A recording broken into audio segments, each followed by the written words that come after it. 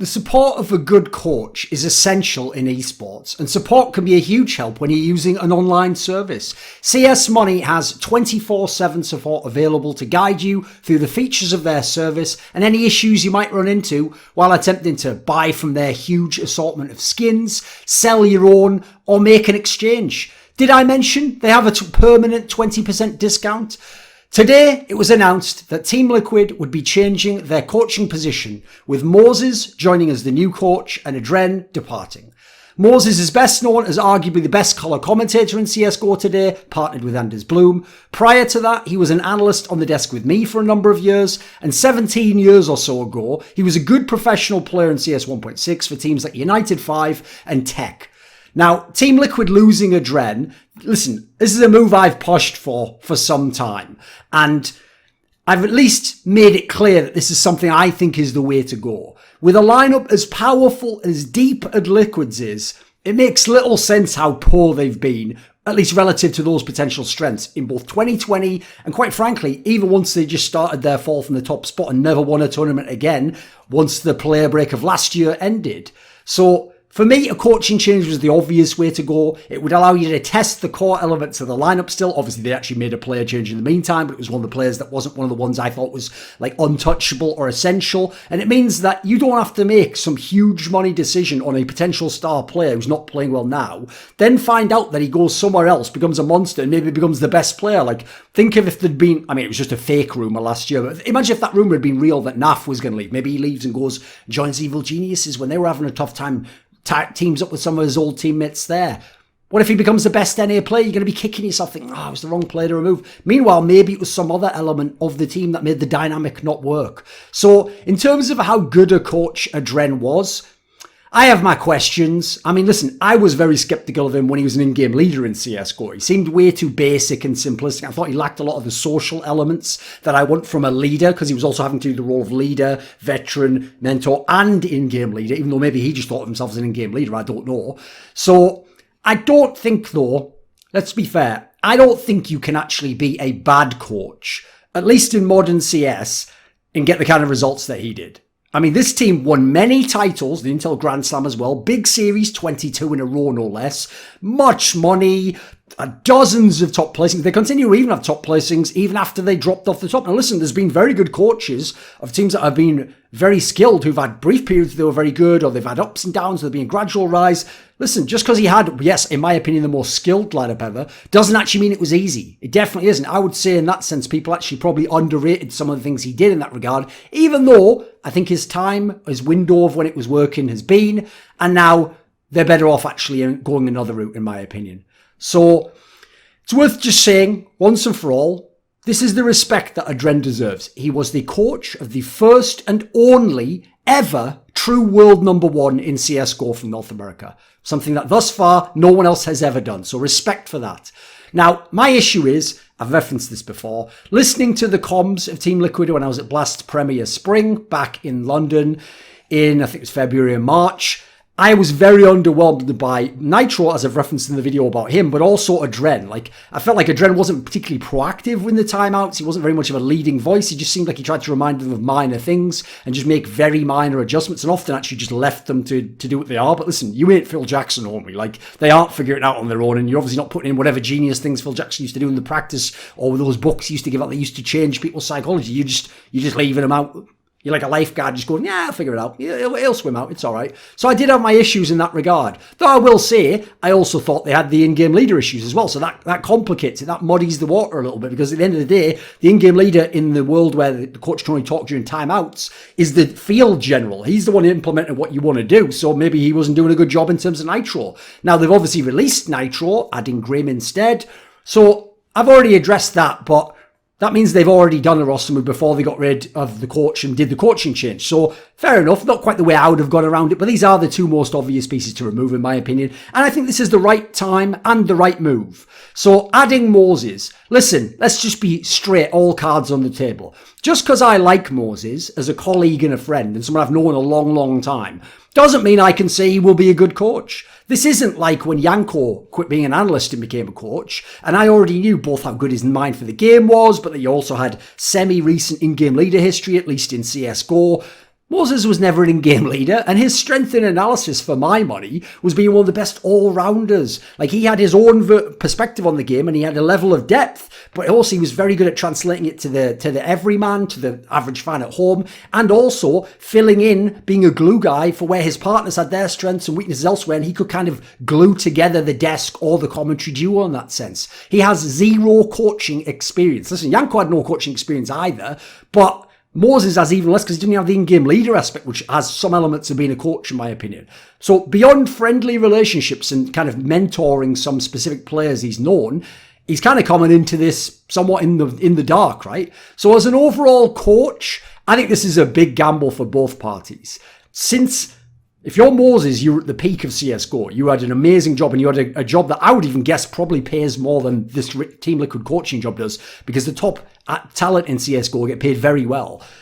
For Team Liquid, you're in the dark. You don't know how good he's going to be as a coach. You like him. You've enjoyed talking to him, watching him. You think he has a good view for the game. Maybe the players like him. But again, you never know how these things are going to work out. With that said, though, I think it's a good gamble under the circumstances. Like, this Team Liquid team, this specific lineup is the right one to try Moses on, and the right one for Moses to try, because he isn't going to be having to implement super deep tactics and some complex system or any of that sort of thing. He's got a lot of talent to work with. He's got massive weapons. He's got weapons that if you put them in the right positions, they've played roles that they've been among the best in the world at, and they obviously were the best team with 4 of these 5 players. So it's not like he's coming into a startup job. It's not like Carrigan joined Mouse. He's not trying to like just create magic out of nowhere. He's not going to line up like a North or someone like that, a little bit more of a tricky team to work with. He's got some of the best pieces you can have. So from conversations that he's even had on talk shows and I've had with him over the years, I think I actually have a sense of what he wants from Team Liquid, and it's in line with me. When he talks about teams like Team Liquid and Evil Geniuses,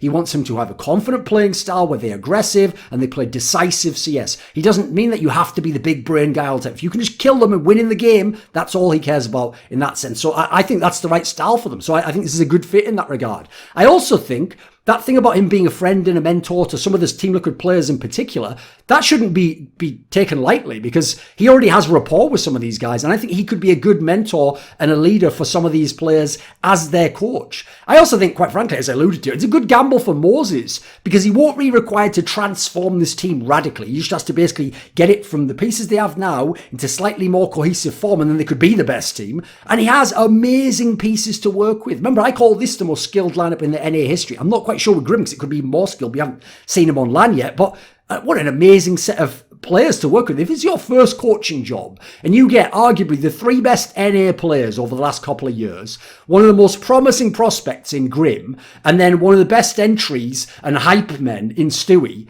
what more could you ask for at that point in time? Yeah, a great in-game leader maybe, one of the best supports ever. Aside from that, you've got everything. You have got an amazing lineup at this point in time. This is kind of like when Tom Brady just went to the Buccaneers and he has this like baller-ass offensive unit. Like, obviously, that's a brilliant decision to make if you're a quarterback.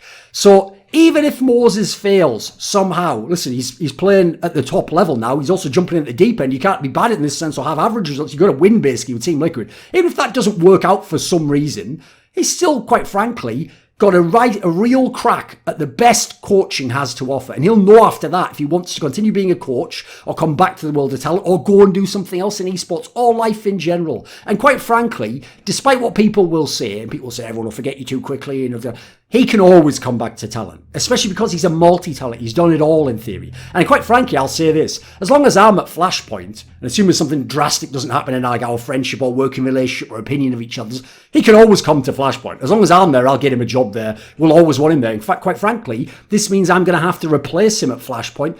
But I already have some ideas in motion in that regard. I think people will be pleasantly surprised if some of them come to fruition. And assuming I'm still there, I think I have a good solution. Although I am actually quite sad to lose Moses as a colleague, even though, listen, I totally told him, yeah, there's a move you've got to go for if you want to do it, because I get it. If it's a dream of yours, if it's something you want to accomplish, something you want to tackle, a challenge, go for it. See if that's what you're made of. See if that's what you're all about as a person. Same thing I said to people like Yanko when I heard they were going to do this. Counterpoints will continue in case people are worried. If people are thinking, well, how can that work if he's going to be a coach of one of the teams? Listen, I already did Summon and Insight for many years in League of Legends when Monte Cristo, my main co-host, was both the coach of CLG in the early days and then later on was the owner of one of the teams in Renegades. So I don't think it's a big issue. You might think he's biased on the show. He will be to some degree, but we'll work around that. And everyone knows I flame people or I tell them what I actually think, no matter what. I don't care who the fuck you are. So everyone probably knows I had previously pushed for this to be Kassad, right? That's who I wanted to take this spot because he's an amazing coach and what an amazing Arsenal player. In the same way as I always wanted Carrigan to be the in-game leader. So Kassad is a top-tier coach, but you've got to realise, from what I've heard, I get the sense that Kassad doesn't really want to move to North America if possible, which would obviously rule out this move when there's European teams out there. In the past, before adreN, I wanted this to be Yanko. When they made the MIBR swap, I thought, why not just do the swap of the coaches as well? But Yanko wants to work with Nico and Coldzera, players he respects massively and is friends with, at least in the former case of Nico. So that makes sense as well. I think this deal overall works out for everyone. It's just, there's a lot of uncertainty involved with it, but there's also a lot of excitement. I'm really wanting to see what Moses is going to implement here. And I'd love to also see in the future what he comes back with of what you don't know about coaching when you're on the other side of the glass, as it were. What's different about it, some of his insights on the teams he might be able to give us. We could also get an unprecedented look into the scene with one of my main co-hosts being directly embedded in one of the top teams. I think that could be potentially very exciting, as much as we'll lose a little bit of the objective veneer of the show. Welcome to Thorin's YouTube channel. Andrew, shut the fuck up, you piece of shit. Welcome to Thorin's YouTube channel. It's going to be a wild ride. GG, motherfuckers. This video was kindly supported by Pronogo, Whattathings, Spencer Green, Soliko, Dean Tanglis, Jack Hanna, Hades, Jensen Goh, the Puyallup Tribe, JDubs, Tobias Bernasconi, Alexander Rao, and a special thanks, as always, goes out to Jerky's Minion. Would you like to suggest a topic or a guest for my content? Maybe you'd like to put a question to me in my monthly video AMA. Do you want teasers for my upcoming content? Or maybe to even take part in an online esports discussion with moi? Well, if so, put your money where your mouth is and join the Scrilluminati today in the Patreon link in the description box below.